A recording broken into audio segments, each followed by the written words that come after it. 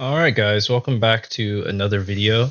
This one is going to be the race 1 on Saturday for the ZEO prototype challenge at Brands Hatch Indy.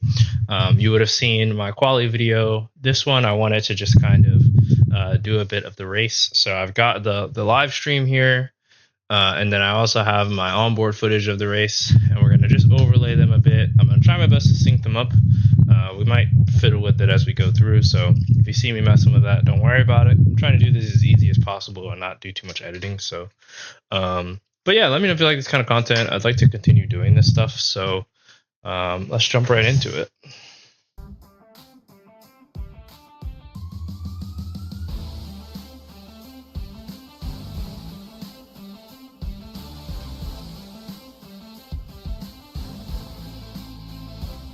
So this is the opening of the stream. Pretty cool stream they have going on. This Fun Cup stuff was the weekend as well, and it was a really good time to watch. So I'm just on grid now and just kind of sitting around, getting ready.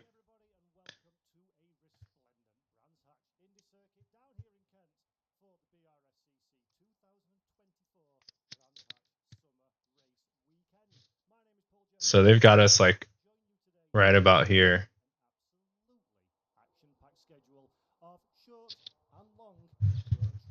And just hanging out over there.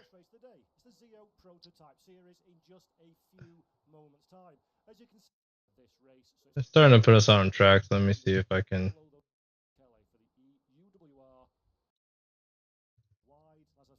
So we're just coming out onto the track now. We got two outlaps, so I'm just gonna take my time. There's me. I actually sync this up pretty okay. It's not too bad.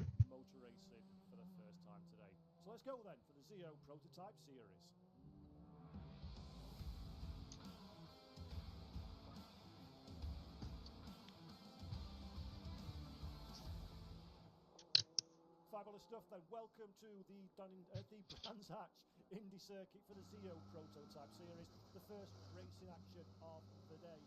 We couldn't be any more excited to get cracking on this one.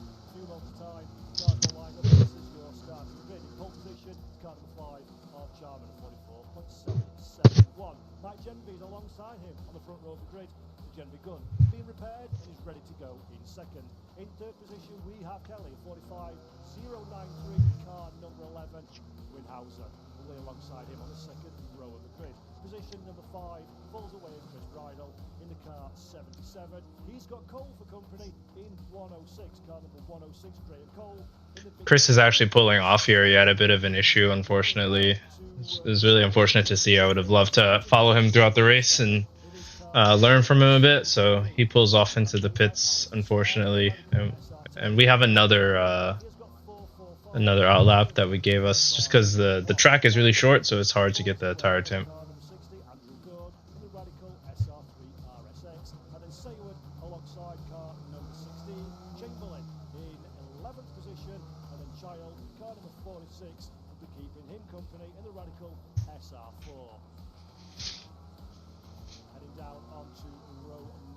And the final car on the grid is the number 23.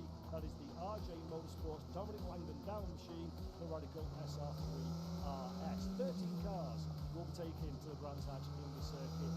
Very, very different machinery all the way through the field. We have a Juno, a Praga R1, CTR 01, several Radical. Yeah, it's a really varied field here in ZEO Prototypes. Pretty cool.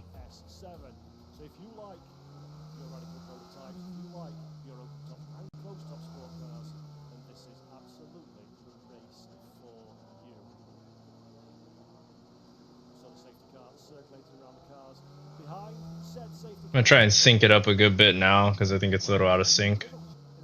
This is pretty close. This is as good as I can get it, I think. You guys know how to sync this up a little better, let me know.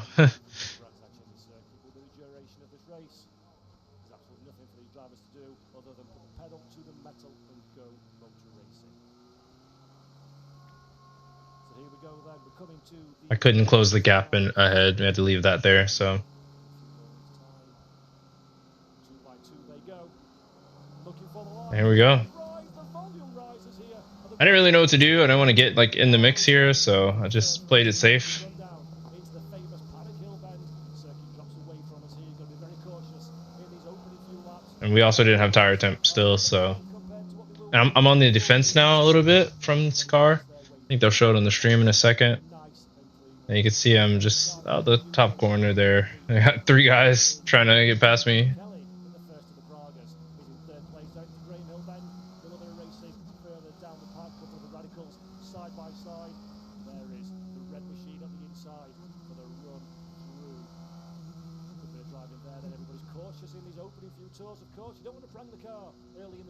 Yeah, that's my big thing is it's just for the safety rating. Shane is so fast, it's insane. He's just flying.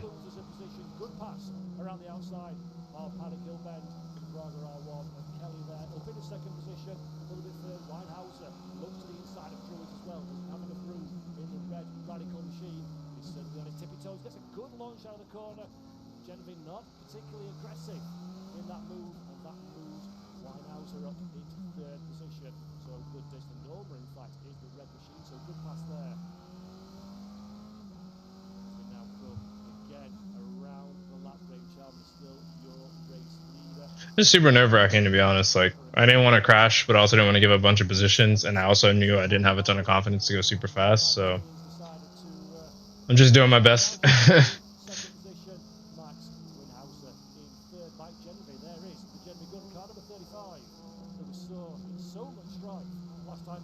Funny enough, that was the latest I braked all weekend, so.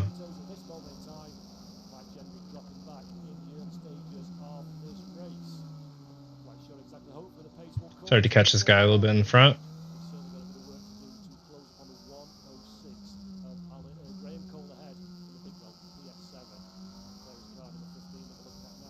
Just gonna try and defend from this guy.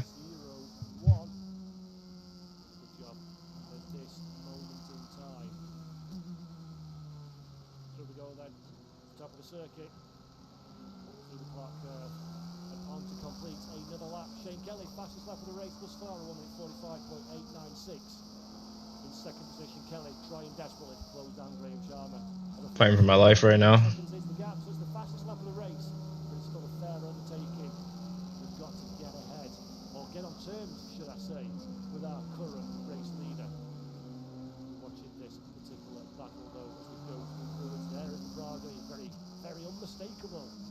Just heavily defensive right now. I'm not trying to give this guy any space to get by.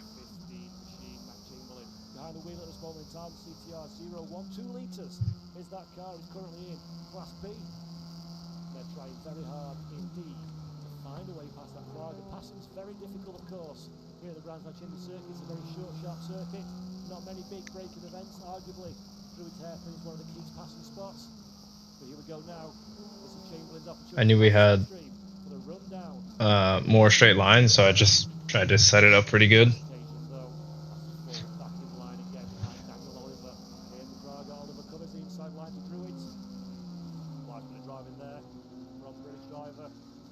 I'm American, not British, but thank you.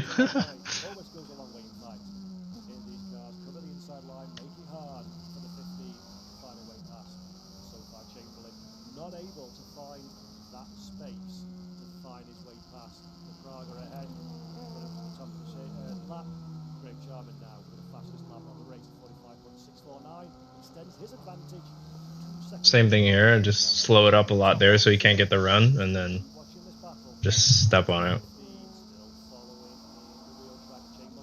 Not able to close that Prague is a little bit quicker in a straight line, despite the benefit of the draft behind. 15 Chamberlain not able to close up, and that's putting him into a disadvantage, of course. Can't get alongside, it becomes increasingly difficult to find the space into the braking zones. These prototype cars, by their very nature, of course, have very, very short braking distances indeed, making it even harder to get the car alongside. It requires, I think it's fair to say, a little bit of cooperation from passee to the passeur. And I dare say that Daniel Oliver in the 445 is not a big fan of cooperation when it comes to giving up track positions. By Gentry, by the way. Not at all.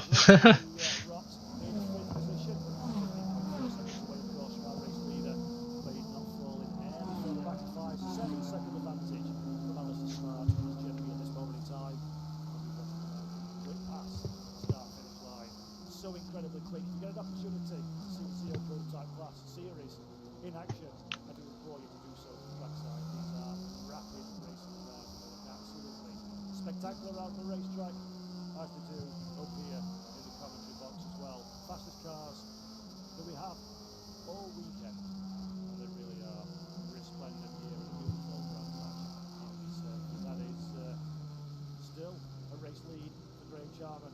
Number 5, the car that you see on screen, this is our race leader, the Juno, the 1997cc class B machine. A lot of commercials of gravity fuel. Graham Charman doing a good job at the front of the field. He extended, well not extended in fact, his advantage dropped a little, should I say, to 1.9 seconds, chasing Shane Kelly behind.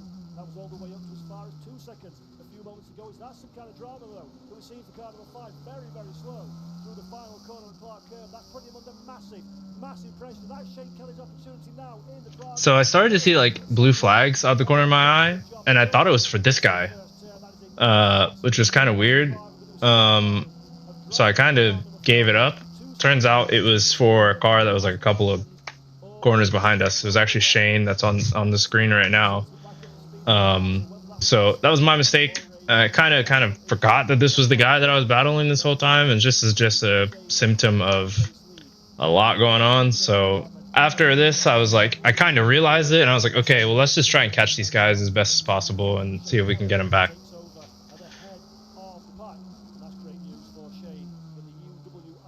And I did start to catch them. Was really catching them a little bit here.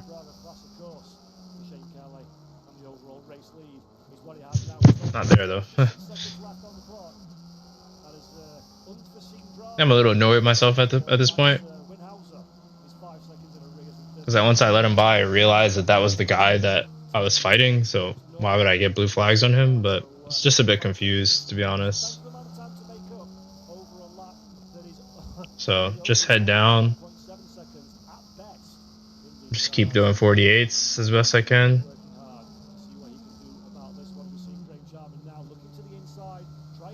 As you can see, I'm just like all over the place with the shifting, because I don't know, I'm kind of brain fog a little bit now. I think I'm still trying to figure out, like, was I supposed to let that guy go by? And they're just gone down the track now. So I started to get it together now, I think.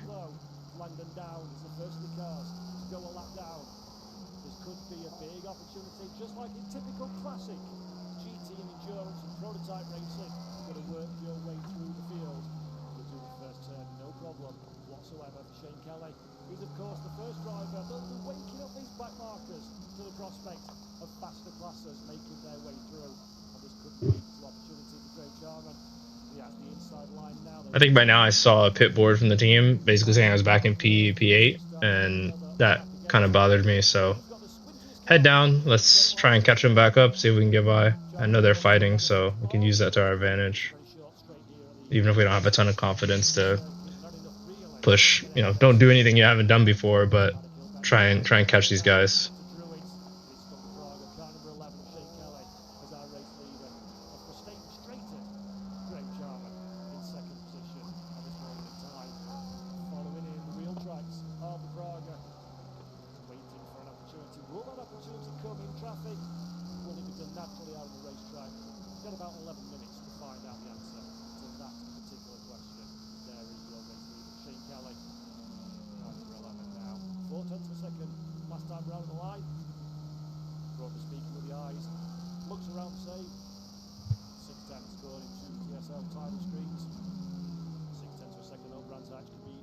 Shane's so fast. It's crazy. 45s.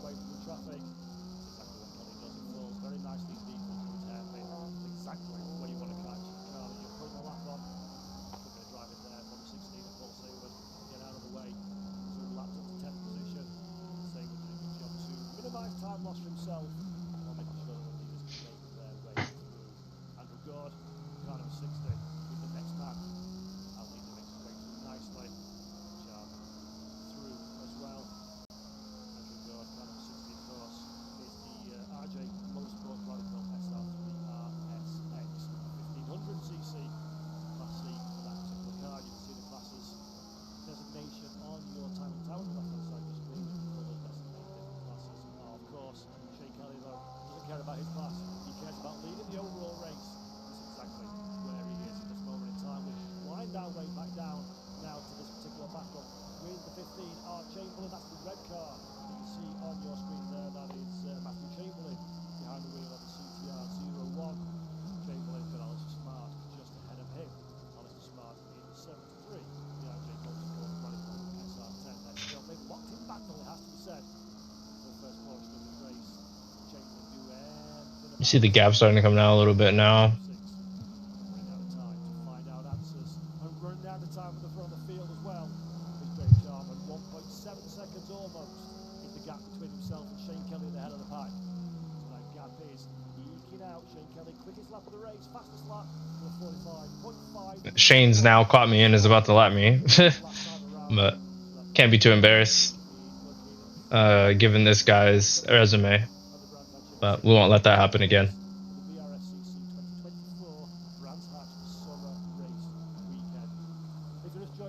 Still catching these guys as they're fighting. Shane's like alongside me now, I think, or right thereabouts.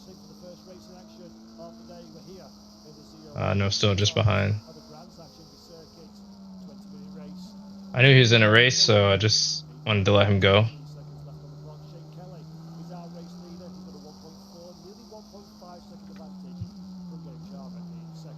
Those blue flags are for me for the car behind, so I didn't want to impede him, but I didn't want to lose to these guys too much, so just try to be predictable here and just he takes the inside. And doesn't give room to our race leader, so that's a bit of a bolt to Shane Kelly. He's not going to like that one at all. In the Praga, we go through Clark Curve now. Kelly has the inside line, so he does make his way through this particular back and pack. But that could very much. I'm also like watching this and I'm like, dang, if they crash or something, like I might get collected. So like part of me wants to get close, but I can't get super close. And in retrospect, I would have been fine, I think, but it's just something you learn from experience I just don't have yet. So I'm starting to catch them up as they got caught up in that. And I really should have been more aggressive here. You know, in retrospect, really should have been more aggressive here because I could have for sure got one or both of these guys. We for sure have the speed. So a little disappointed in that, but lessons to learn.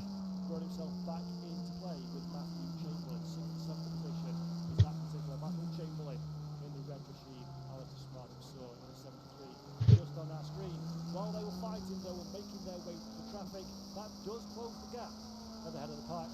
1 second separates our two race leaders now as we look at the white and blue livery, the splendid, it has to be said, livery of Greg Sharman in second position. He's still close enough to trouble the 11 of Shane Kelly. But I think Kelly has got this one well and truly under control. Should have been second here. I don't know what I'm doing.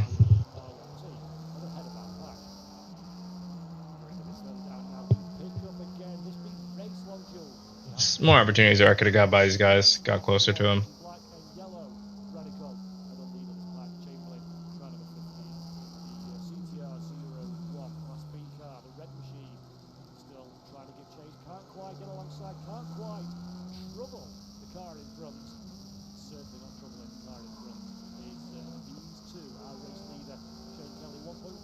Now, so a slight extension of the recently reduced race lead.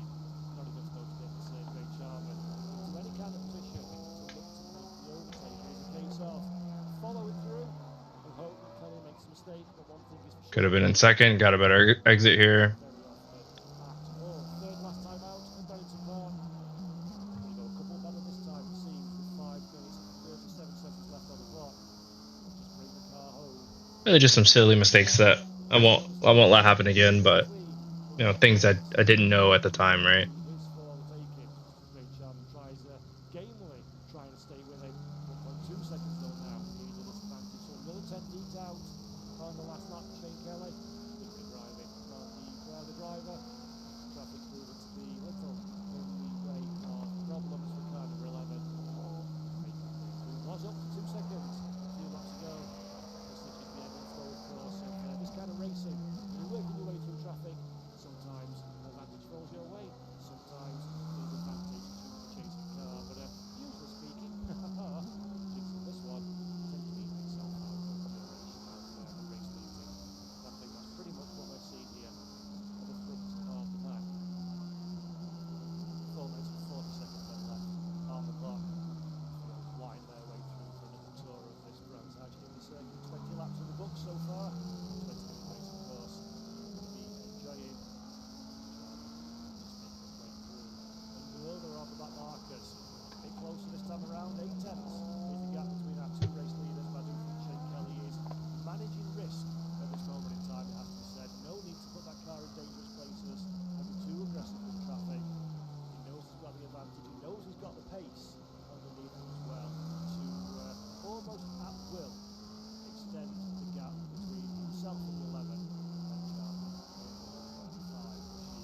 18 seconds, by the way, further drift is Max Winhauser in the number 99.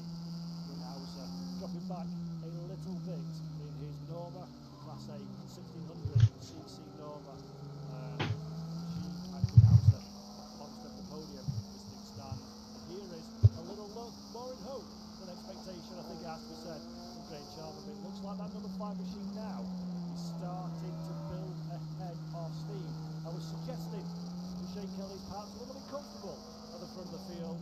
Well, neither will be proven. That is a lie, as you can see for yourself on these pictures.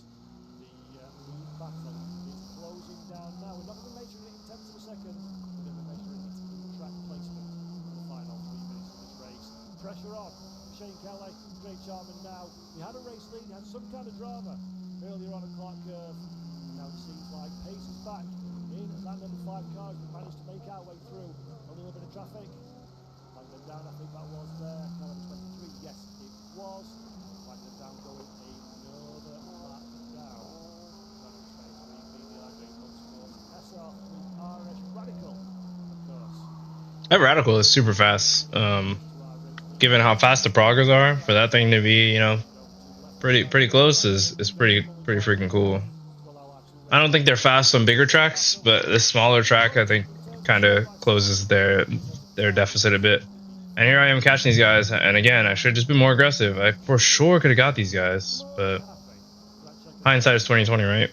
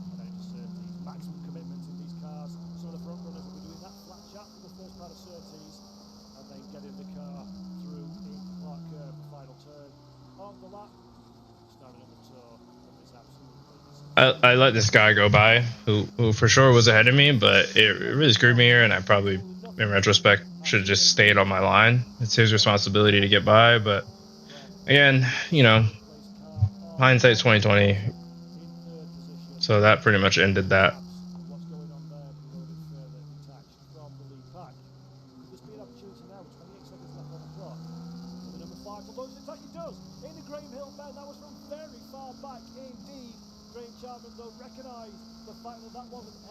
A great race at the front there. Kelly doesn't get assaulted for a race lead, but that is a signal of intent, it has to be said, from Great Charman. Not content to sit back in second position. This is now game on for our race lead.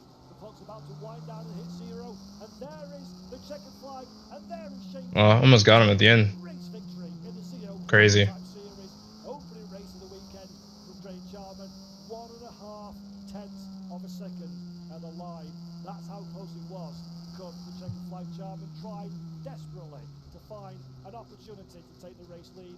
It was not to be though for the Juno driver, and it is Kelly at the head of the pack. And that's it. Max Winhauser is still waiting to cross the line, and he does in 3rd position. There's Mike Genvy, 4th place, from Cole and Smart in 5th and 6th. So all in all, I mean, I think it was pretty good, right? Like, we didn't technically lose any positions, right? Like, but there were some places we could have did a little better here. So we learned from it, you know. We'll do better next time, and hopefully, you know, improve the driving and just work on some of these things. But pretty decent first start. We're just waving at all the marshals. You know, they volunteer their time, and so really grateful for them, because if they didn't do that, we wouldn't be able to do this racing stuff. So really happy to see them and see them all smiling. Really nice people. So yeah, that's race 1. So let me know how you guys feel about this. I'll work on race 2 and try and get it up. But this race 1, you know, we have some improvement. We're working on some things, so we will we'll be back. I think we'll be back, and we will try to improve. And this did end up getting us a P2 in class, but I mean, there's only 3 cars, and one of them had a mechanical. So you know, it's cool to get a P2, but it's not the same. But we are top 8 or top 10, and really top 8 in our first race, which is pretty damn good achievement, I would say. So feeling pretty good about that. And yeah, we'll bounce back and do better in the future. Thank you guys for watching. Thank you for subscribing. I'll see you on the next one. Peace.